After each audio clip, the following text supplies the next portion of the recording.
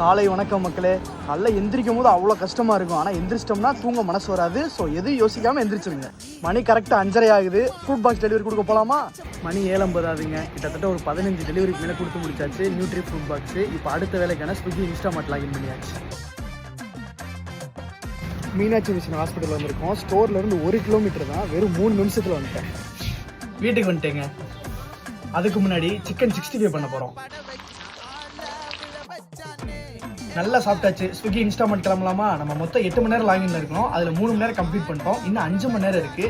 இப்போ போய் ஒரு 2.5 மணி நேரம் இருப்போம். நம்ம ஆஃபீஸ் போயிட்டு நைட்டு வந்து ஒரு 2 மணி நேரம் ஆன்லைனில் இருப்போம். மணி 4 ஆயிடுச்சுங்க.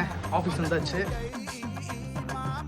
நம்ம நைட் டைமில் வேலை பார்த்து ரொம்ப நாள் ஆச்சுங்க. ஸோ இன்றைக்கி ரொம்ப நாள் கழிச்சு நைட்டு வந்து ஓட்டிகிட்டு இருக்கோம். கரெக்டாக 12 ஆகுதுங்க. வீட்டுக்கு வந்தாச்சுங்க.